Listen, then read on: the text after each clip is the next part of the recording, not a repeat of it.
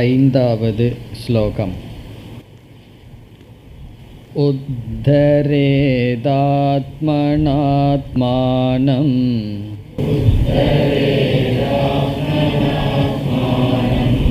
நாத்மானமவசாதயேத்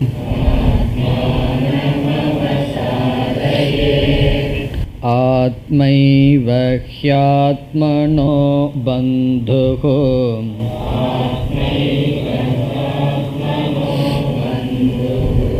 ஆத்மைவ ரிபுராத்மனः.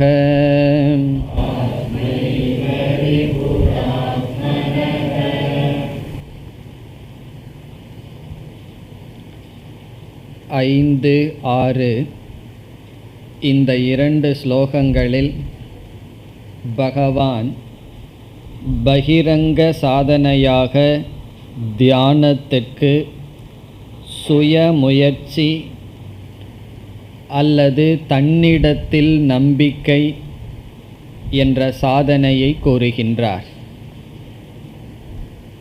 சென்ற வகுப்பில் இதை நாம் பார்த்தோம். சாஸ்திரத்தை கேட்டல் என்ற சாதனைக்கு குருவினுடைய துணை பாதி தேவைப்படுகின்றது. அல்லது கர்மயோகம் இப்படிப்பட்ட சாதனை செய்ய வேண்டுமென்றால் சூழ்நிலைகள், பொருள்கள் இவைகளெல்லாம் தேவைப்படும். தானம் செய்ய வேண்டும் என்ற சாதனைக்கு பொருள் தேவை. இப்படி மற்ற சாதனைக்கு விதவிதமான வெளியிருந்து நமக்கு உதவி தேவைப்படுகின்றது. ஆனால் தியானம் அல்லது நிதித்தியாசனம் என்ற நிலைக்கு ஒரு சாதகன் வரும்பொழுது அவன் அனைத்தையும் விட்டுவிடுகின்றான். இறுதியில் அவனிடம் இருப்பது அவனும் அவனுடைய மனதும், அல்லது அவன் மட்டும் எஞ்சி இருக்கின்றான். நமக்கு தடையாக இருப்பது இங்கு பகவான் கூறுகின்றார், இந்த நிலையில் நம்மை தவிர வேறு யாரும் இல்லை. நாமே நமக்கு தடையாக இருக்கின்றோம். அதே சமயத்தில் நம்மை உயர்த்துவதற்கு நம்மை தவிர வேறு யாரும் இப்பொழுது இல்லை.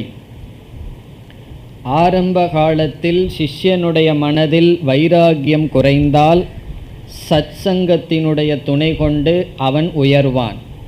பெரியவர்களோடு சம்பந்தம் வைத்தால் அந்த சம்பந்தத்தினால் அவனுக்கு உயர்வு என்பது ஏற்படும். இவ்விதம் ஆரம்ப காலத்தில் நம்மை உயர்த்தி கொள்வதற்கு விதவிதமான உபாயங்கள் இருந்தன. தியானம் என்ற நிலையில் வரும்பொழுது இவ்விதம் ஒருவன் உயர்த்தி ஞான நிஷ்டைக்காக செய்கின்ற சாதனைக்கு வரும்பொழுது அவன் சத்சங்கத்தையும் விட்டு அசங்கத்துக்கு வந்துள்ளான். முதலில் துஸ்சங்கத்திலிருந்து சத்சங்கத்துக்கு செல்ல, பிறகு சத்சங்கத்தையும் விட்டு அசங்கமாக தனிமையில் இருக்கின்றான். அவனுக்கு உதவி செய்ய யாரும் கிடையாது. தனிமையில் சென்றதற்கு பிறகு அவனுக்குள் தவறான பாவனைகள் வந்தால் அதை நீக்குவதற்கு உதவி செய்ய யாரும் இல்லை. யார் இருக்கின்றார்? அவன் ஒருவன்தான் இருக்கின்றான். ஆகவே இங்கு பகவான் கூறுகின்றார், இந்த நிலையில் ஒரு சாதகனுக்கு முக்கியமாக தேவையான ஒரு சாதனை, ஒரு ஆட்டிடியூட், ஒரு பாவனை, தன் மீது நம்பிக்கை வைத்தல் அல்லது தன்னைத்தானே உயர்த்தி கொள்ளுதல். காரணம், இங்கு என்ன பகவான் சொல்கிறார்? உன்னை நீயே தாழ்த்தி கொள்ள வாய்ப்பிருக்கின்றது, அதை நீ செய்து விடாதே, உன்னை நீ உயர்த்த வேண்டும். பிறகு இனி ஒன்றும் சொல்லப்படுகின்றது. 3 விதமான கிருபா, 3 விதமான அனுகிரகம் ஒருவனுக்கு தேவை என்று சாஸ்திரத்தில் கூறுவார்கள். ஒன்று ஈஸ்வர கிருபா, கிருபா என்றால் அனுகிரகம். இரண்டாவது குரு கிருபா, மூன்றாவது ஆத்ம கிருபா என்று சொல்வார்கள். ஈஸ்வர கிருபா, குரு கிருபா, ஆத்ம கிருபா. ஈஸ்வரனுடைய அருள், இந்த இடத்துல கிருபா என்றால் துணை அல்லது அருள், யாமே துணை என்றெல்லாம் சில வாக்கியங்களை பார்த்துள்ளோம். இறைவனுடைய அருளை நாம் பெற வேண்டும், இறைவனுடைய பக்திக்கு நாம் பாத்திரமாக வேண்டும். அது எப்படி என்றால் பகவான் சொல்லப் போகின்றார். பக்தி என்ற இடங்களில் அல்லது கர்மயோகி என்ற இடத்திலும் பகவான் சொன்னார், கர்மயோகியாக இருப்பவன் எனக்கு பிரியமானவன் என்று. இவ்விதம் பகவான் வகுத்து கொடுத்த தர்மப்படி வாழ்வதன் மூலம் ஈஸ்வரனுடைய கிருபையை நாம் அடைகின்றோம். பகவானுடைய அன்புக்கு, பக்திக்கு நாம் பாத்திரமாகின்றோம். பிறகு பகவான் என்ன செய்வார்? குரு கிருபையை நமக்கு கொடுப்பார். குருவினுடைய கிருபை அடுத்தது தேவை. கடைசி கிருபை என்ன? ஆத்ம கிருபா என்றால் நம்முடைய அனுகிரகம் நமக்கு தேவை, நம்முடைய கிருபை நமக்கு தேவை. இது கடைசி கிருபை. ஆத்ம கிருபா என்றால் நம்மை நாம் பிளஸ் அல்லது அருள் பாலிக்க வேண்டும். அதாவது நம்ம காலிலேயே நம்ம விழுந்துக்கிறதுன்னு அர்த்தம். ஒரு உபனிஷத் சொல்லும், எவனுடைய இந்திரியங்களெல்லாம் கட்டுப்படுத்தப்பட்டிருக்கின்றதோ அவனுக்கு அவனுடைய கிருபை இருக்கின்றது. இப்போ கடைசியில் யாருடைய அனுகிரகத்தை நம்ம நாடணும்? முதல்ல ஈஸ்வரன், குரு, சாஸ்திரம், சத் சங்கம் இவைகளையெல்லாம் நாடி இறுதியில் நம்முடைய கிருபை நமக்கு வேண்டும். ஆகவே இங்கு பகவான் அதை கூறுகின்றார். சென்ற வகுப்பில் இனி ஒரு கருத்தையும் பார்த்தோம். எந்த ஒரு பண்பையும் முறையாக பயன்படுத்தினால்தான் அந்த பண்பு பண்பாக இருக்கும். அதை முறையாக பயன்படுத்தவில்லை என்றால் அந்த பண்பே நமக்கு பண்பாக இருக்காது.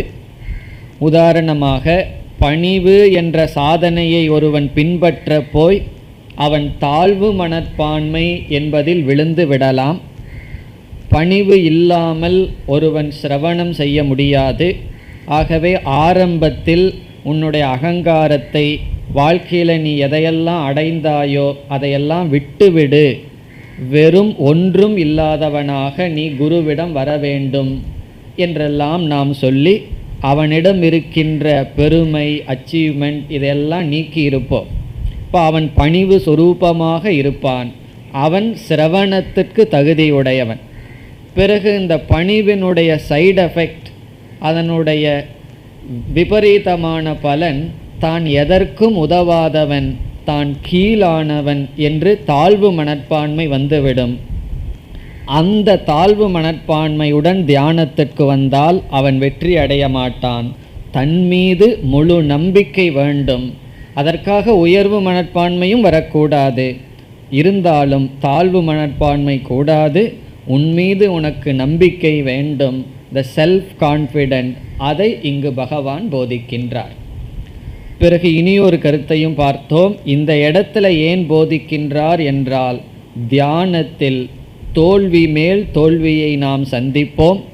அவ்வளவு சுலபமாக மனம் ஒடுங்காது. அப்பொழுது மனமானது ஒரு விதமான சக்தியை இழந்து சோர்வை அடைந்துவிடும். அவ்விதம் அடையக்கூடாது. மீண்டும் மீண்டும் நம்பிக்கையுடன் உன்னை நீ நம்பி முயற்சியுடன் ஈடுபட வேண்டும் என்பதற்காக இந்த சாதனையை கூறுகின்றார். இனி நாம் ஸ்லோகத்திற்குள் செல்லலாம். உத்தரேத் ஆத்மனா ஆத்மானம். முதல் சொல் உத்தரேத். உத்தரேத் என்றால் உயர்த்தி கொள்வாயாக, உயர்த்தி கொள்ள வேண்டும், மேலெடுக்க வேண்டும். எதிலிருந்து என்பதை நாம் சேர்த்தி கொள்ள வேண்டும். சம்சாராத், சம்சாரத்திலிருந்து. சம்சாரத்திலிருந்து நீ மேல் எழ வேண்டும். உத்தரேத் என்றால் உன்னை உயர்த்தி கொள்ள வேண்டும். உன்னை உயர்த்தி கொள்ள இப்பொழுது யார் துணை இருக்கிறார்கள்? யாருடைய துணை கொண்டு உன்னை நீ உயர்த்த வேண்டும்? அடுத்த சொல் ஆத்மனா. ஆத்மனா என்றால் உன்னால். உன்னால் உயர்த்தி கொள்ள வேண்டும். யாரை? என்னால் யாரை உயர்த்தி கொள்ள வேண்டும்? அடுத்த சொல் ஆத்மானம். ஆத்மானம் என்றால் உன்னை. சரியான தமிழ் டிரான்ஸ்லேஷன் தன்னால் தன்னை என்று பொருள். ஆத்மனா என்றால் தன்னால், ஆத்மானம் என்றால் தன்னை. இப்போ சாதகன் அப்படிங்கிற வார்த்தையை சேர்த்திக்கணும். சாதக, சாதகன், ஆத்மனா தன்னால், ஆத்மானம் தன்னை, உத்தரே உயர்த்தி கொள்ள வேண்டும். தன்னை தன்னால் உயர்த்தி கொள்ள வேண்டும். காரணம் என்ன? தியானம்ங்கிற நிலைக்கு வந்தவனுக்கு தன்னை உயர்த்தி கொள்ள தன்னை தவிர வேறு யாரும் உபாயமாக இல்லை. பிறகு அடுத்த பகுதியில் பகவான் உன்னை நீ தாழ்த்தி கொள்ளக்கூடாது என்று சொல்கின்றார். ந ஆத்மானம். ஆத்மானம் என்றால் தன்னை. ந அவசாதயேத். ந அவசாதயேத் என்றால் தாழ்த்தி கொள்ளக்கூடாது. தன்னை தாழ்த்தி கொள்ளக்கூடாது. இங்கேயும் சேர்த்திக்கணும் தன்னால். தன்னால் தன்னை தாழ்த்தி கொள்ளக்கூடாது. இங்கு தாழ்த்தி கொள்ளுதல் என்றால் என்ன? அதற்கு பல பொருள்கள் சொல்லப்படுகின்றது. ஒரு விளக்காசிரியர் சொல்றார், கவன குறைவினால் நீ மீண்டும் அனாத்மாவில் விழுந்து விடாதே. அனாத்மா எல்லாம் மித்யா, இவைகளெல்லாம் நிலையற்றதுங்கிற அறிவை கொண்டு வந்ததற்கு பிறகு கவனக்குறைவினால் மீண்டும் அனாத்மாவில் விழுந்து விடாதே. பகிர்முகமாகி விடாதே என்பது பொருள். என்ன, சில சமயங்களில் நம்ம பார்க்கின்றோம், நம்முடைய வாழ்க்கையையோ மற்றவருடைய வாழ்க்கையையோ திடீரென்று ஒருவருக்கு பக்தி வந்துடும், ஒருவர் படிக்க ஆரம்பிச்சிருவார், கீதையெல்லாம் ரொம்ப வேகமாக வந்துடும், பிறகு அது ரொம்ப வேகமாக அவரை விட்டு போயிடும். இந்த சீசன் போல், எந்த சீசன்? சபரிமலை சீசன் போல். அந்த நேரம் விட்டு திடீர்னு கோயிலெல்லாம் ஞாபகம் வந்துடும், எந்தெந்த இடத்துல என்ன கோயில் இருக்குன்னு. அப்படியே பக்தி பொலிவோடு இருப்பார்கள். அதற்கு அப்புறம் என்ன ஆகும்னு சொன்னால் எல்லாம் மறந்து விடும். அடுத்த முறை மாலை போடுற வரைக்கும் ஐயப்பனுக்கு ரெஸ்ட். அவரை யாரும் தொந்தரவு செய்ய மாட்டார்கள், மறந்து விடுவார்கள். அவர் சந்தோஷமாக இருப்பார், என்னை எந்த டிவோட்டீஸும் நினைக்கிறது இல்லைன்னு சொல்லி. இப்படி நாம் ஒரு காலத்தில் உந்தப்பட்டு அப்படியே போயிட்டுருக்கோம். பிறகு அப்படியே மந்தமாகி நம்முடைய இந்திரியங்களில் கவனம் சென்று இந்திரிய விஷயங்களினால் ஈர்க்கப்பட்டு நாம் மறந்து விடுகின்றோம். அதனால தான் ஒரு விளக்காசிரியர் சொல்கிறார், பகிர்முக, வெளி விஷயத்தினால் நீ கவரப்படாதே. கவரப்படாதேன்னு சொன்னால் நீ வெளி விஷயத்தை நோக்கி சென்று உன்னுடைய லட்சியத்தை மறந்து விடாதே. அப்படி மறந்து விடுதல் உன்னை தாழ்த்தி கொள்ளுதல். இப்போ முதல் வரியில் பகவான் தன்னை தன்னால் உயர்த்தி கொள்ள வேண்டும், தன்னை தாழ்த்தி கொள்ளக்கூடாது. இனி இரண்டாவது வரி, ஆத்மா ஏவ ஹி ஆத்மனக பந்துஹு. இங்கு ஆத்மா என்றால் தான், ஆத்மனக தனக்கு, ஆத்மா ஏவ தான் தான் தனக்கு, பந்துஹு நண்பன், தான் தான் தனக்கு நண்பன். பிறகு யார் நமக்கு பகைவன்னா, ஆத்மா ஏவ ரிபுகு ஆத்மனக. இங்கு ஆத்மா என்றால் தான் என்று பொருள். பரம்பொருளான ஆத்மா அல்ல, தானே ஆத்மா. ஏவ என்றால் தானே, ஆத்மனக தனக்கு, ரிபுகு. ரிபுகு என்றால் பகைவன், சத்ருகு. இப்போ முதல்ல பந்துன்னு சொன்னார். சமஸ்கிருதத்தில் பந்துங்கிறதுக்கு ரெண்டு அர்த்தம் இருக்குது. ஒன்று நண்பன், இனி ஒன்று உறவினன். தனக்கு தானே நண்பன், தனக்கு தானே பகைவன். இதனுடைய அர்த்தம் என்னன்னு சொன்னால், உன்னை தவிர உன்னை உயர்த்துவதற்கு இப்பொழுது யாரும் கிடையாது. கர்மயோகத்தில் இருக்கும் பொழுது, சத்சங்கத்தில் இருக்கும் பொழுதெல்லாம் நாம் ஒரு தவறை செய்தோம்னா மற்றவர்கள் சுட்டி காட்டி அல்லது அவர்களினுடைய துணை கொண்டு நாம் முன்னுக்கு வருவதற்கு வாய்ப்பு இருக்கின்றது. நான் தனியாக செல்கின்றேன், எல்லாத்தையும் விட்டுட்டு செல்கின்றேன் ஒருவர் சென்று விட்டால் அவர் பக்குவம் அடைந்ததற்கு பிறகுதான் செல்ல வேண்டும். அப்படி பக்குவம் அடையாமல் சென்று விட்டால் அவருக்கு வழிகாட்ட யாரும் இருக்க மாட்டார்கள். ஏன்னா அவர் புத்தியில் என்னென்னலாம் சொல்லுதோ அதுதான் வழியாக இருக்கும். தெளிவான புத்தி இல்லாமல் தனிமையில் சென்று விட்டால் அது அவருக்கு நாசத்தை கொடுத்து விடும். ஆகவே இங்கு பகவான் சொல்கிறார், இப்பொழுது உன்னுடைய முன்னேற்றத்திற்கு முழு பொறுப்பு நீதான், கவனமாக இருக்க வேண்டும். இப்போ இந்த அட்வைஸ் எப்பொழுதுன்னு சொன்னால், குருகிட்ட இருக்கும் பொழுதோ அல்லது கர்மயோகத்தில் இருக்கும் பொழுதோ அவ்வளவு பொருந்தாது. காரணம் என்ன? நமக்கு நண்பர்கள் பகைவர்களெல்லாம் வெளியே இருக்கிறார்கள். ஆனால் இந்த இடத்துக்கு வரும் பொழுது தியானம்ங்கிற சாதனைக்கு வருகின்ற சாதகனுக்கு அவனை தவிர அவனுக்கு உதவி செய்ய யாரும் கிடையாது. அவன் உதவிக்கு யாராவதை நாடினால் அதுவே அவனுக்கு பகைமை. காரணம் என்ன? அந்த இடத்தில் அவன் செய்ய வேண்டிய சாதனை தனிமை, மௌனம், தியானம், இப்படிப்பட்ட நிவிருத்தி ரூபமான சாதனை. அதனுடைய பலன் ஞான நிஷ்டை. வேதாந்தம் படித்து வேதாந்தம் நம்மை அதிகமாக பேச வச்சா வேதாந்தத்தினுடைய சைடு எஃபெக்ட் நமக்கு இருக்குன்னு அர்த்தம். வேதாந்தத்தினுடைய விளைவு நம்முடைய பேச்சை குறைத்தால் வேதாந்தம் சரியாக வேலை செய்கிறதுன்னு அர்த்தம். ஒரு மருந்தை சாப்பிட்றோம், அது எஃபெக்ட் பண்ணுதா சைடு எஃபெக்ட் பண்ணுதான்னு தெரிஞ்சுக்கணும் அல்லவா? அப்படி வேதாந்தம் எனக்கு எஃபெக்ட் கொடுத்துட்ருக்கா அல்லது சைடு எஃபெக்டை கொடுத்துட்ருக்கான்னு எப்படி தெரிகிறதுன்னா, நாம் பேசுகின்ற சொற்கள் எவ்வளவு பேசுகிறோம், எதை குறித்து பேசுகிறோம், எப்படி பேசுகின்றோம், இவைகளெல்லாம் தான் வேதாந்தம் எப்படிப்பட்ட எஃபெக்டை கொடுக்குதுன்னு நிர்ணயிக்கின்ற கோள்கள். ஆகவே கடைசி ஸ்டேஜில் வரும்பொழுது நம்மை தவிர வேறு யாரும் இல்லை, நாமே நமக்கு நண்பன், நாமே நமக்கு பகைவன்.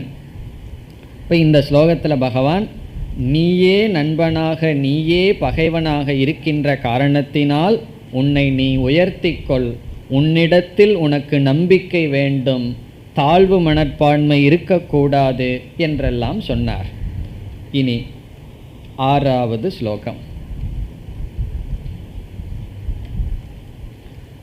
பந்துராத்மாத்மனஸ்தஸ்ய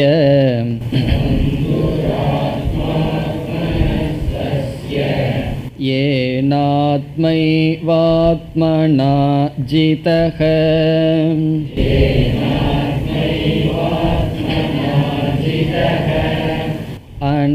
அநாத்மனஸ்து சத்ருத்வே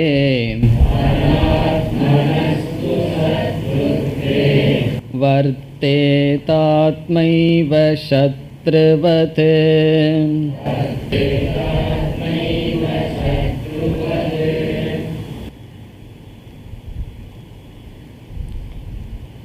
இந்த ஸ்லோகத்தில் பகவான் எப்படிப்பட்ட நீ உனக்கு நண்பன், எப்படிப்பட்ட நீ உனக்கு பகைவன் என்ற லட்சணத்தை சொல்கின்றார். சென்ற ஸ்லோகத்தில் என்ன சொன்னார்? நீயே உனக்கு நண்பன், நீயே உனக்கு பகைவன்னு சொன்னார். இதை கேட்டுடனே நம்ம மனசில் என்ன சந்தேகம் வரும்? எப்படிப்பட்ட நான் எனக்கு நண்பன், எப்படிப்பட்ட நான் எனக்கு பகைவன்னு தெரிஞ்சாத்தானே அப்படிப்பட்ட நானாக இருந்து நான் எனக்கு நண்பனாக இருக்க முடியும். அந்த லட்சணத்தை இங்கு பகவான் சொல்கின்றார். அப்போ இந்த ஸ்லோகத்தினுடைய பொருள், எப்படிப்பட்ட நீ உனக்கு நண்பன், எப்படிப்பட்டவனான நீ உனக்கு பகைவன் என்ற லட்சணம். இப்படிப்பட்டவனாக நீ இருந்தால் உனக்கு நீ நண்பன், இப்படிப்பட்டவனாக நீ இருந்தால் உனக்கு நீ பகைவன் சொல்றார். சென்ற ஸ்லோகத்தில் பொதுவாக சொன்னார், உன்னை தவிர உனக்கு உதவி செய்ய யாரும் இல்லை, காரணம் நீதான் உனக்கு நண்பன், நீதான் உனக்கு பகைவன் சொன்னார். இப்போ நானே எனக்கு நண்பன், நானே எனக்கு பகைவன் என்றால் எப்படிப்பட்ட நான் எனக்கு நண்பன், எப்படிப்பட்ட நான் எனக்கு பகைவன், இந்த சந்தேகம் நமக்கு வர வேண்டும். அதற்கு பதில் இந்த ஸ்லோகத்தில் பகவான் வைத்திருக்கின்றார். மிக சுலபமான எளிமையான பதில்தான். பதில் என்னவென்றால், இந்திரிய ஜெயத்தை உடைய நீ உனக்கு நண்பன், உன்னுடைய இந்திரியத்தை நீ கட்டுப்படுத்தவில்லை என்றால் உனக்கு நீ பகைவன். அப்போ என்ன சொல்லலாம், ஜிதேந்திரியக, இந்திரியத்தை வென்றவனாக நீ இருந்தால் நீ உனக்கு நண்பன். இந்திரியத்தை வென்றவனாக நீ இருந்தால் அப்படிப்பட்ட நீ உனக்கு நண்பன். இந்திரியத்தை வெல்லாதவனாக நீ இருந்தால் அப்படிப்பட்ட நீ, இந்திரியங்களை வெல்லாத நீ உனக்கு பகைவன். இப்போ இந்திரியங்களெல்லாம் நம்முடைய கட்டில் இருந்ததுன்னு சொன்னால் எனக்கு நான் நண்பன், இந்திரியங்கள் வசத்தில் நான் இருந்தால் எனக்கு நான் பகைவன். அனுபவத்தில் பார்த்தா நன்கு புரியும். அதாவது என்னுடைய அறிவு நான் எவ்வளவு சாப்பிட வேண்டும், எதை சாப்பிட வேண்டும்னு முடிவு செய்யணுமா, அல்லது வெளியிருக்கிற பதார்த்தமும் நாக்கும் முடிவு செய்ய வேண்டுமா என்றால் பல சமயம் எது முடிவு செய்யுது, வெளியிருக்கிற பதார்த்தம் தான் முடிவு செய்யுது.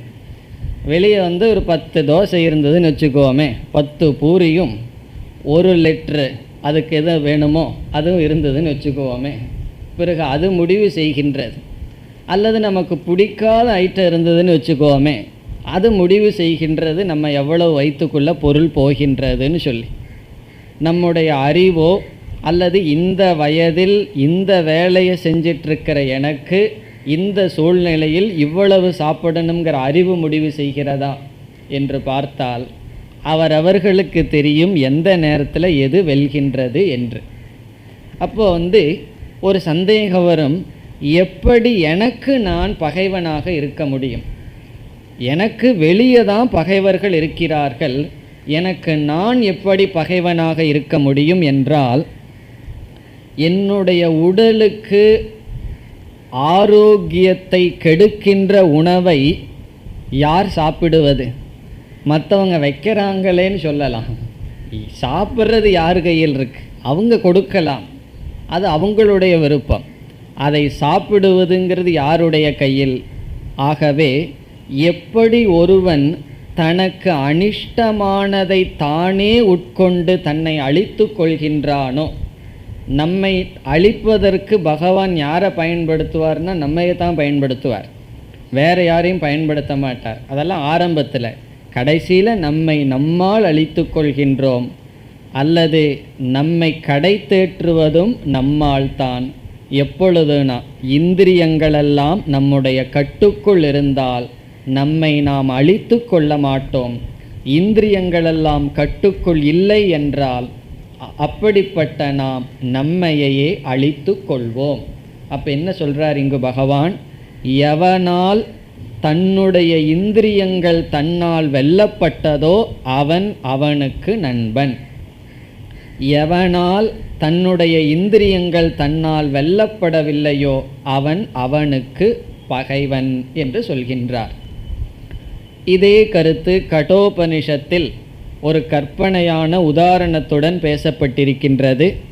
நம்முடைய வாழ்க்கையையே ரதத்தில் செல்லும் பயணமாக கொண்டு 5 இந்திரியங்களை குதிரைகளாக கற்பனை செய்யப்பட்டிருக்கிறது. அங்கு குதிரைகள் சாரதியினுடைய கட்டுக்குள் இருந்தால் அவனுடைய பயணமானது வெற்றிகரமாக அமையும். ஒரு கால் சாரதியினுடைய கட்டுக்குள் குதிரைகள் இல்லை என்றால் அவனுடைய பயணம் வெற்றிகரமாக அமையாது. அங்கு சாரதி என்பது புத்தி. புத்தி என்ற சாரதியின் கையில் 5 இந்திரியங்கள் என்ற குதிரை இருக்கும் பொழுது அவனுடைய பயணத்தை வெற்றி தோல்வியை நிர்ணயிப்பது அவனுடைய புத்தி சரியாக இருந்தாலும் அந்த குதிரைகள் கட்டுக்குள் இருக்க வேண்டும். அதேபோல் இது சரி இது தவறுங்கிற ஞானம் நமக்கு இருந்தாலும் இந்திரியங்கள் நம்முடைய கட்டுக்குள் இருந்தால் நமக்கு நாம் நண்பர்கள், இல்லை என்றால் நமக்கு நாம் பகைவர்கள். இது சாதாரணமான ஒரு தத்துவம்தான். உதாரணமாக இந்திரியங்கள், உடல் இவைகளையெல்லாம் கருவி என்று சொல்லப்படுகின்றது. கருவின இன்ஸ்ட்ருமெண்ட். எந்த ஒரு கருவியும் கருவியை பயன்படுத்துபவனிடம் முறையாக இருந்தால் அது நன்மையை கொடுக்கும். கருவியை பயன்படுத்துபவனிடம் அது சரியாக இல்லை என்றால் நன்மையை கொடுக்க வேண்டிய கருவி தனக்கு தீமையையே கொடுத்துவிடும். அது வாகனமாகட்டும் கத்தியாகட்டும் எந்த ஒரு கருவியை நாம் கையாளுவதும் நம்முடைய நன்மைக்கு அந்த கருவி கையாளுபவனுடைய கையுக்குள் பிடிக்குள் இருக்க வேண்டும். இல்லை என்றால் அந்த கருவி அது அவனுக்கே நாசத்தை கொடுத்துவிடும். ஆகவே இங்கு பகவான் சொல்றார், உனக்கு நீ நண்பன் எப்பொழுது உன்னுடைய இந்திரியங்கள் வெல்லப்பட்டிருக்கும் பொழுது, உனக்கு நீ பகைவன் எப்பொழுது உன்னுடைய இந்திரியங்கள் வெல்லப்படாத பொழுது. அதனால் நமக்கே நாம் பகைவர்கள்னு தெரிந்து கொள்ள வேண்டும். அதனால தான் நம்மிடத்தில் நம்மால் இருக்க முடிவதில்லை. ஒரு நண்பரோட 3 மணி நேரம் உட்கார்ந்துருன்னா உட்கார்ந்துருப்போம். ஒரு பகைவனோட ஒரு அரை மணி நேரம் உட்கார்ந்துருன்னா முடியுமோ? முடியாது. அதே போல தான் நம்மிடத்தில் அரை மணி நேரம் ஏன் உட்கார்ந்துக்க முடியலனா நமக்கு நாம் பகைவர்களாக இருக்கின்ற காரணத்தினால். இப்போ யாரெல்லாம் தனக்கு போர் அடிக்குதுன்னு சொல்கிறார்களோ அவர்கள் சொல்வதனுடைய அர்த்தம் என்னன்னா, என்னிடத்தில் நான் இருக்க முடியவில்லை, அதனால தானே போர் அடிக்குதுன்னு சொல்கிறது. இப்போ என்னிடத்தில் நான் இருக்க முடியவில்லைன்னு சொன்னால் என்ன? நான் எனக்கு பகைவனாக இருக்கின்றேன். காரணம் என்ன? என்னுடைய இந்திரியங்கள், மனம், உடல் இவைகள் என்னுடைய கட்டுக்குள் இல்லை. இந்த கருத்தை பகவான் இங்கு சொல்கின்றார். ஸ்லோகத்திற்குள் சென்றால், பந்துகு ஆத்மா ஆத்மனக தஸ்ய. இந்த ஸ்லோகங்களில் பல ஆத்மா ஆத்மாங்கிற சொல் வருகின்றது. ஒவ்வொரு இடத்துலையும் ஒவ்வொரு பொருள் இருக்கின்றது, கவனமாக பார்க்க வேண்டும். பந்துகு ஆத்மா அதை மட்டும் எடுத்துக்கொள்வோம். இங்கு பந்துகுனா நண்பன். ஆத்மா என்ற சொல்லுக்கு இந்த இடத்தில் பொருள் உடலும் மனதும். பந்துகு ஆத்மா என்றால் ஒருவனுடைய உடலும் மனதும் அவனுக்கு நண்பன். அடுத்த சொல் ஆத்மனக. ஆத்மனகனா ஜீவனுக்கு என்று பொருள். ஆத்மனகனா ஆத்மாவுக்குன்னு ஒரு சொல், ஆத்மா என்று ஒரு சொல் இருக்கின்றது. இங்கு ஆத்மனக ஆத்மாவுக்கு என்ற சொல்லினுடைய பொருள் ஜீவனுக்கு. ஒரு ஜீவாத்மாவுக்கு அவனுடைய உடலும் மனதும் அவனுக்கு நண்பன்.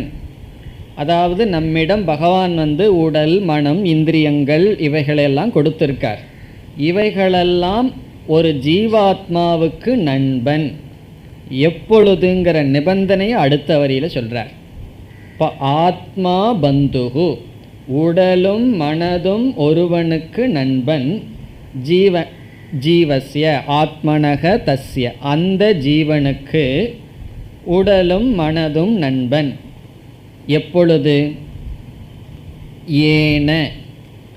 ஏன என்றால் எந்த ஜீவாத்மாவினால், எவனால்.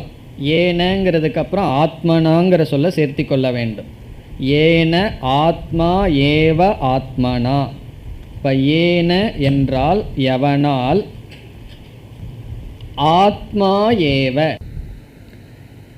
எவனால், எந்த ஜீவனால், ஆத்மனா என்பதை இங்கு மீண்டும் தனியாக எடுத்துக்கொண்டால் தன்னால், எந்த ஜீவனால் தன்னாலேயே ஆத்மாவானது வெல்லப்பட்டிருக்கின்றதோ. இங்கு ஆத்மா வெல்லப்படுதல் என்றால் உடலும் மனதும் வெல்லப்பட்டிருக்கின்றதோ, கட்டுக்குள் இருக்கின்றதோ. இதனுடைய அர்த்தம் என்ன? ஏற்கனவே பார்த்துட்டோம். எவனால் தன்னுடைய உடலும் மனதும் இந்திரியங்களும் வெல்லப்பட்டிருக்கின்றதோ அவனுக்கு, அந்த ஜீவாத்மாவுக்கு அவனுடைய உடலும் மனதும் நண்பனாக இருக்கின்றது. இதுதான் முதல் வரியினுடைய பொருள். இப்போ ஏன எந்த ஜீவனால், ஆத்மனா தன்னாலேயே, ஆத்மா ஏவ உடலும் மனதும் ஜிதக, ஜிதக என்றால் வெல்லப்பட்டிருக்கின்றதோ, தஸ்ய ஆத்மனக அந்த ஜீவாத்மாவுக்கு ஆத்மா தன்னுடைய உடலும் மனதும் நண்பன். இனி இரண்டாவது வரியில் வெல்லப்படாதவனுக்கு தானே பகைவன் என்று சொல்கின்றார். அனாத்மனக இந்த இடத்துலையும் கவனமாக குறிக்க வேண்டும். பொதுவாக அனாத்மாங்கிறதுக்கு வேறொரு அர்த்தம் இருக்கு. இங்கே அனாத்மா என்றால் வெல்லப்படாத ஆத்மா, அஜித ஆத்மனக என்று பொருள். அனாத்மா என்றால் அஜித ஆத்மனக. ஜிதம்ங்கிறதுக்கு ஆப்போசிட் என்ன? அஜிதம். ஜிதம்னா வெல்லப்பட்ட, அஜிதம்னா வெல்லப்படாத. வெல்லப்படாதவனுக்கு எதைன்னு சொன்னால் உடலையும் மனதையும் என்று பொருள். தன்னையே தான் வெல்லப்படவில்லை என்றால் பிறகு என்னவாம்? அவன் எப்படி அவனுக்கு இருப்பான்? சத்ருத்துவே. சத்ருத்துவே என்றால் பகைமையுடன், எனிமிட்டி. சத்ருத்துவே என்றால் பகைமையுடன், வர்த்தேத இருக்கும். அவனுக்கு பகைமையுடன் இருக்கும். யார் இருப்பார்? ஆத்மா ஏவ அவனுடைய உடலும் மனதும் இந்திரியங்களும். இங்கு ஆத்மா ஏவ என்றால் உடல் மனம் இந்திரியங்கள். சுருக்கமாக சொன்னால் அவனே, அவனே அவனுக்கு பகைமையுடன் இருப்பான். நம்ம எல்லாம் வெளியே இவன் இத்தனை நண்பர்கள் எனக்கு இருக்கிறார்கள், இத்தனை பகைவர்கள் இருக்கிறார்கள்னு எண்ணிட்டு இருக்கோம். பகவான் சொல்கிறார், கடைசியில் பார்த்தீன்னு சொன்னால் நீ தான் உனக்கு நண்பன், நீ தான் உனக்கு பகைவன். பகைவனும் நண்பனும் வெளியே இல்லைன்னு இங்கு பகவான் கூறுகின்றார். கடைசி சொல் சத்ருவது. சத்ருவது என்றால் பகைவனை போல. பகைவனை போல. சத்ருத்துவே என்றால் பகைமையுடன் இருக்கும். யார்னா வெல்லப்படாத ஆத்மா. உன்னுடைய இந்திரியம் மனம் புத்தி இவைகளெல்லாம் வெல்லப்படவில்லை என்றால் இவைகளே உனக்கு பகைமையுடன் இருக்கும், பகைவனை போல. அதனால தான் ஒரு தத்துவவாதி சொன்னார், நம்முடைய வாழ்க்கை என்பது எப்படிப்பட்ட சூழ்நிலையில் நாம் இருக்கின்றோம் என்பதை பொறுத்து அல்ல, அந்த சூழ்நிலையை நாம் எப்படி பொருள்படுத்துகிறோம் என்பதை பொறுத்து என்று சொன்னார். ரொம்ப ஆழ்ந்த தத்துவம் இது. நம்முடைய வாழ்க்கை என்பது life is not what is outside but how you process outside என்று சொன்னார். வாழ்க்கை என்பது எப்படிப்பட்ட வெளி சூழ்நிலை உன்னை சுற்றி இருக்கிறது என்பதை பொறுத்து உனக்கு அமைவதில்லை.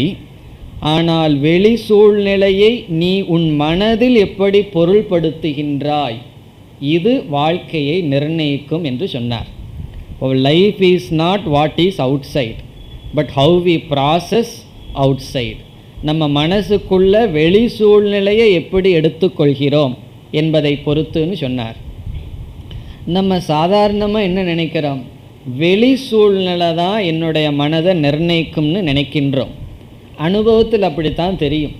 நமக்கு சௌரியமான சூழ்நிலைகள் இதுன்னு முடிவு பண்ணியிருக்கோம்.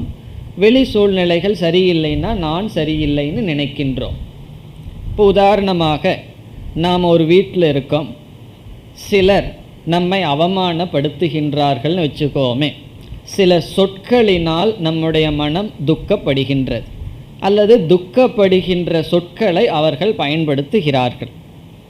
இன்னும் நம்மளுடைய பாதி அல்லது 90% மன துயரத்தை எடுத்து பார்த்தோம்னா மற்றவர்களுடைய சொல்லினால்தான் துயரப்பட்டு கொண்டு வருகின்றோம். இவன் அப்படி சொன்னான், இப்படி கேட்டுட்டான், சொல்லுவார்கள் நறுக்குன்னு கேட்டுட்டான், இல்லைன்னா நான் நறுக்குன்னு கேட்டுட்டு வந்தேன்னு பெருமையாக வேறு சொல்லி கொண்டு வருவார்கள். அதனுடைய அர்த்தம் என்னன்னா, என்னுடைய சொல் அவனுடைய மனதில் துளைத்து விட்டது. இப்போ சொல்ல ஒரு வாள் போல் நம்ம கையாண்டு கொண்டு இருக்கின்றோம். நம்மளும் கையாளுறோம், மற்றவர்களை நம்மை குறித்து கையாளுகிறார்கள். இப்போ இதை நம்ம என்ன சொல்லுவோம், துயரமான சூழ்நிலை, இதையெல்லாம் பார்க்க வேண்டியது இருக்கே, இதையெல்லாம் கேட்க வேண்டியது இருக்கேன்னு சொல்கிறோம். ஒரு சில சொற்கள் பயன்படுத்துவதற்கு அவர்களுக்கு உரிமை இருக்கின்றது. அவங்க வாயை போய் அடைக்க முடியுமோ? முடியாது. அது அவர்களுக்கு உரிமை இருக்கின்றது. அந்த சுதந்திரத்தை அவர்களுக்கு நாம் கொடுத்து விடுவோம். இப்போ யாரெல்லாம் எப்படிப்பட்ட வார்த்தைகளை நம்ம குறித்து பேசுகிறாங்களோ அவங்களுக்கு அந்த சுதந்திரத்தை கொடுத்துருவோமே. நீ எப்படிப்பட்ட வார்த்தை வேணாலும் என்னை குறித்து பேசு. அப்படி நாம் அவர்களுக்கு சுதந்திரம் கொடுத்தால் அந்த வார்த்தையை எப்படி பொருள்படுத்துவதுங்கிறதுக்கு எனக்கு சுதந்திரம் இருக்கிறதா இல்லையா? அவர்களுக்கு என்னை குறித்து பேசுறதுக்கு சுதந்திரம் இருக்கும் பொழுது அந்த வார்த்தையை கேட்கிறதும் அதை எப்படி பொருள்படுத்துவதுங்கிறது சுதந்திரம் யாரிடம் இருக்கின்றது? என்னிடம் இருக்கின்றது. அந்த இந்திரியங்களும் மனதும் கட்டுப்படுத்தப்பட்டு நம்முடைய புத்தியில் அறிவு இருந்தால் அந்த சொற்களெல்லாம் துயரத்திற்கான சொற்களாக மாற்றிக்கொள்ள மாட்டோம். அந்த சொற்களெல்லாம் அர்த்தமற்ற சொற்களாக போகும். நம்ம ரோட்டில் போயிட்டுருக்கோம், பக்கத்தில் தான் இருக்குது, யாரோ ஒரு பைத்தியகாரன் ஏதோ நம்மை பார்த்து பேசுகின்றான். அந்த சொற்கள் நம்மை துன்பப்படுத்துமா? படுத்தாது. காரணம் என்ன? அந்த சொற்கள் நம்மை துன்பப்படுத்துகின்ற சக்தியை அந்த சொற்களுக்கு நாம் தரவில்லை. அதே போல் இனியொரு தத்துவவாதி அழகாக சொல்கிறார், இந்த உலகத்துக்கு நம்மை துயரப்படுத்துகின்ற சக்தியை நாம் தான் கொடுக்கின்றோம் என்று சொல்கிறார். இந்த உலகம் இந்தந்த சூழ்நிலை இந்தந்த சொற்களெல்லாம் என்னை துயரப்படுத்துதுன்னு சொல்கிறோம். அதற்கு துயரப்படுத்துகின்ற சக்தியை யார் கொடுப்பதுன்னா அதை நம்ம தான் கொடுக்கிறோம். அப்பொழுது இந்த உலகத்துக்கு நம்மை துயரப்படுத்துகின்ற சக்தியை நாமே கொடுத்து துயரத்தை நாமே அடைகின்றோம். இப்போ துயரத்துக்கு காரணம் யார் என்றால் நாம் தான். பிறகு சுகத்திற்கு காரணம் யார்னா அதுவும் நாம் தான். ஆகவே நம்முடைய மனம் எப்படிப்பட்டது என்பதுதான் நம்முடைய சுகதுக்கத்துக்கு காரணமே தவிர வெளியிருந்து வருகின்ற சொற்களெல்லாம் வெளியிருக்கின்ற சூழ்நிலை நம்முடைய துயரத்திற்கு காரணம் இல்லை.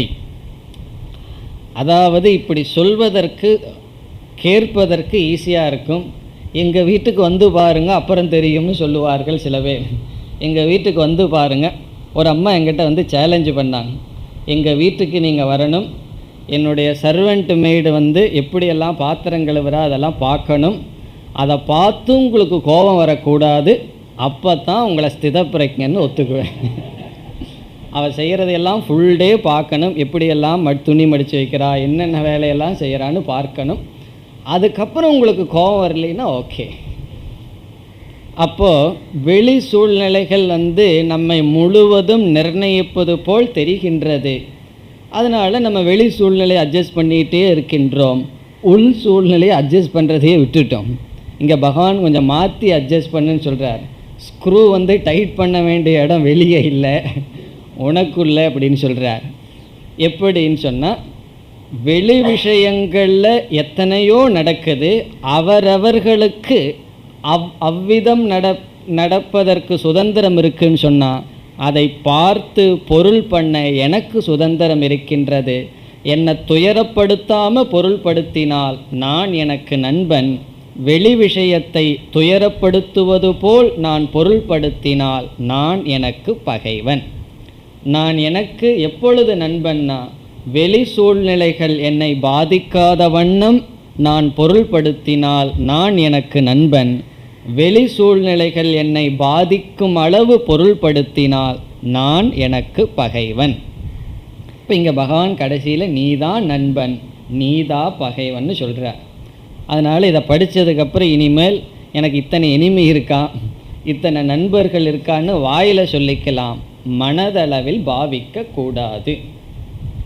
இதோடு 5, 6 இந்த 2 ஸ்லோகங்களில் பகவான் சுய முயற்சி அல்லது உன்னுடைய உயர்வுக்கு நீயே முழு பொறுப்பு என்று சொல்லி பகிரங்க சாதனையை முடிக்கின்றார். 7வது ஸ்லோகம். ஜிதாத்மன பிரசாந்தஸ்ய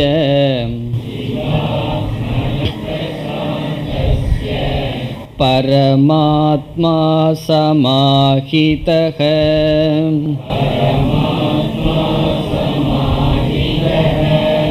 சீதோஷ்ண சுக துக்கேஷு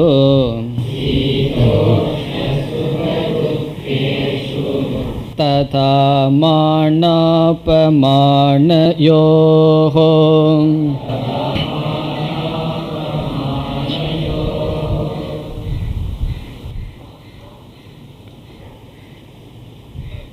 இந்த அத்தியாயத்தில் 4 கருத்துக்கள் மாறி மாறி வரும் என்று ஆரம்பத்தில் பார்த்தோம்.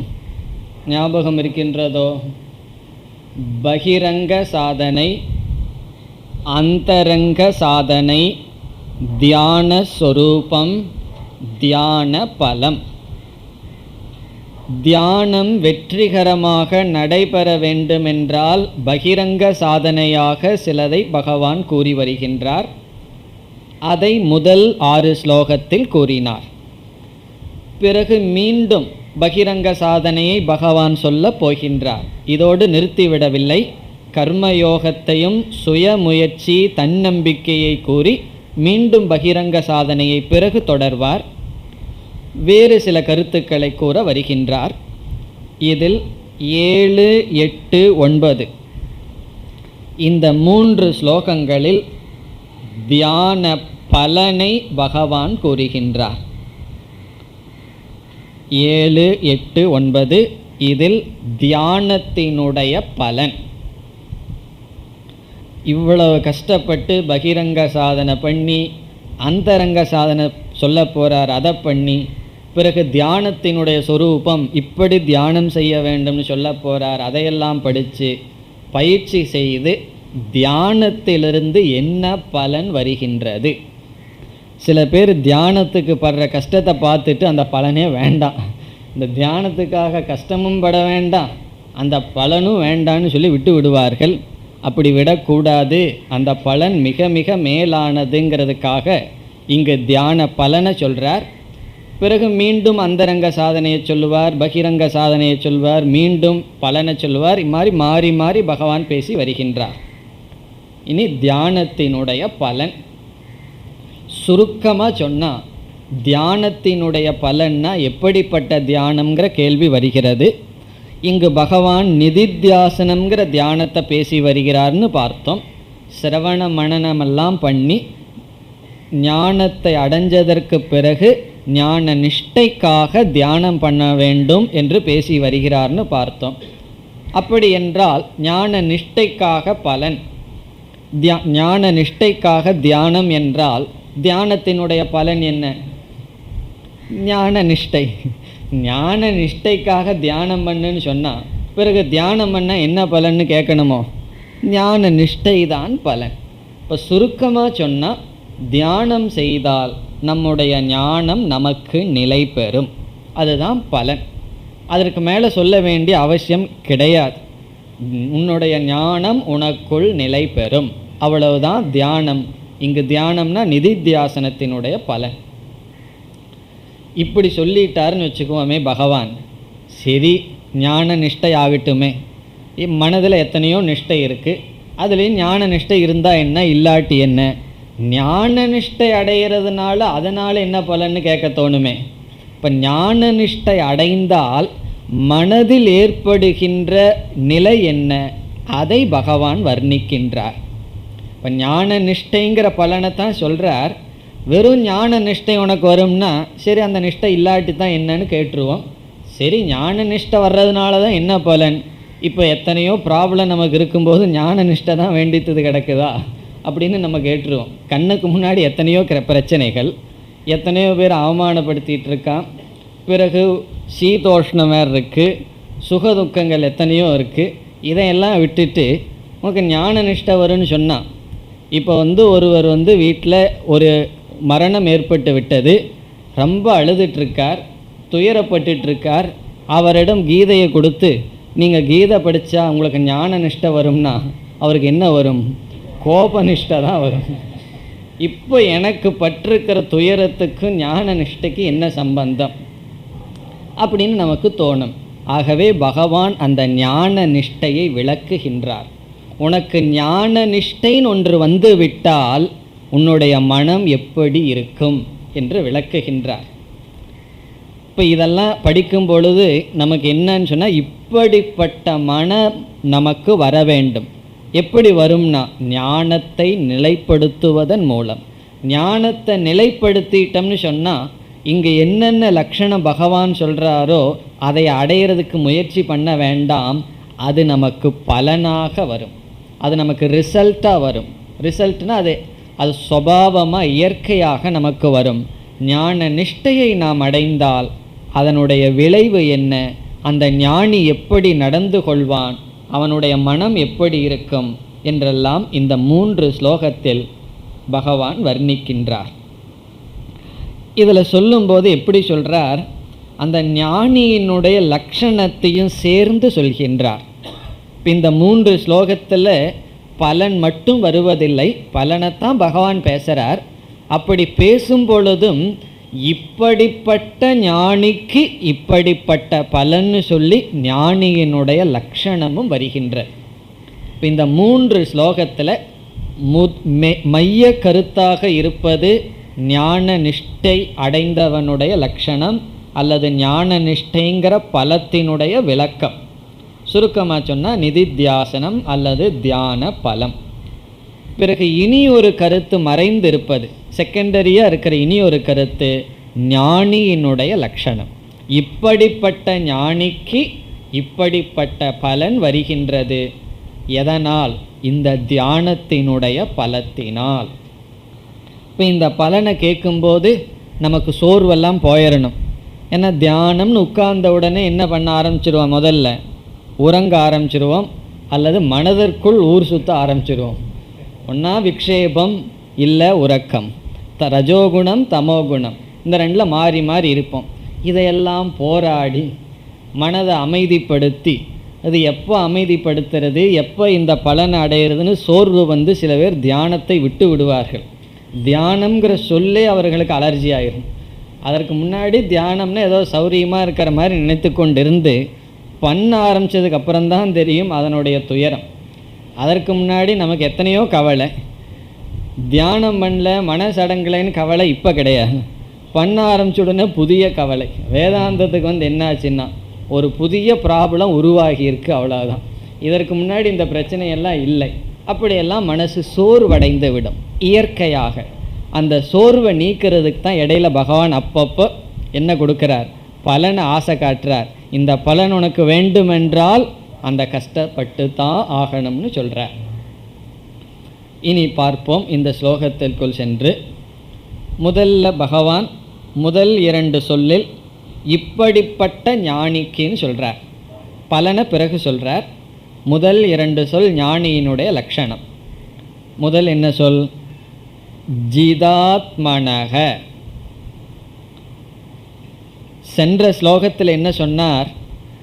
தன்னை வெல்லாதவன் தனக்கு பகைவன்னார், தன்னை வென்றவன் தனக்கு நண்பன்னார். இந்த ஞானி தன்னை வென்றவனா வெல்லாதவனா? பதில் சொல்றார், ஜிதாத்மா. ஜிதாத்மா, இங்க ஆத்மான்னு சொன்னா உடலும் இந்திரியமும் மனதும்.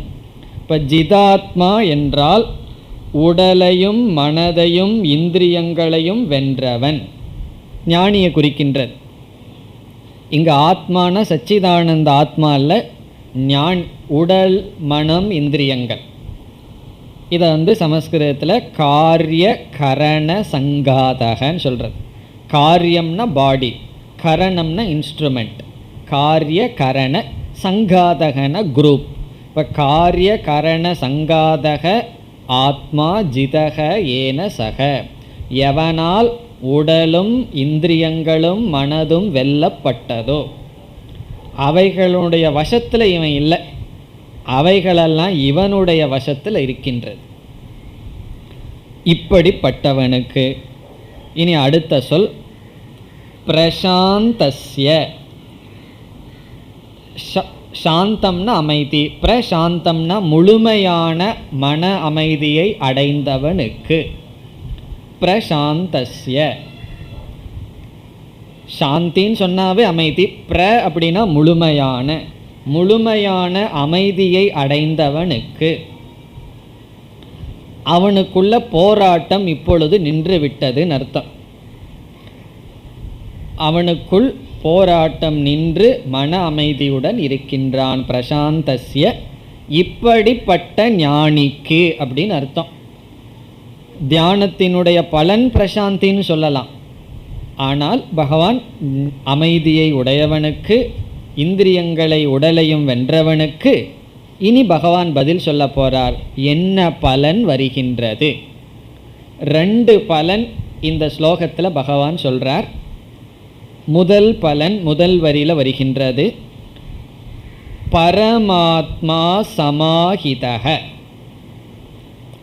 பரமாத்மா என்றால் பரம்பொருள், பிரம்ம, பிரம்ம தத்துவம், என்றும் அழியாத மேலான தத்துவம், பரம்பொருள் பரமாத்மா.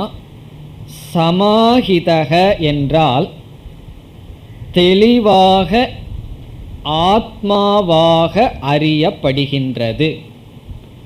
சமாஹிதகங்கிற சொல்லுக்கு பொருள் தெளிவாக ஆத்மஸ்வரூபமாக விளங்குகிறது. சமஸ்கிருதத்தில் சொன்னால் தெளிவாகங்கிறதுக்கு சாக்ஷாத். சாக்ஷாத் ஆத்மபாவேன வர்த்ததே. ஆத்மபாவேனன்னு சொன்னால் ஆத்மஸ்வரூபமாக விளங்குகிறது. பரமாத்மா தெளிவாக தன்னுடைய சொரூபமாக அப்பொழுது அவனுக்கு விளங்கும்.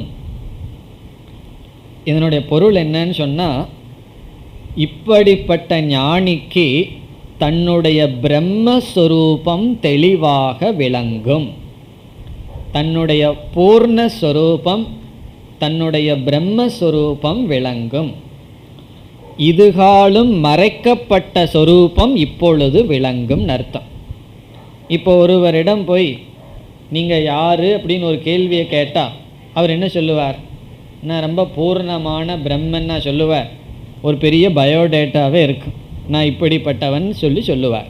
அதில் ஒவ்வொரு ஸ்டேட்மெண்ட்டும் அவர் சம்சாரி அப்படிங்கிறத சீல் பண்ணுற மாதிரி அவர்கள் நினைப்பார்கள். காரணம் என்ன?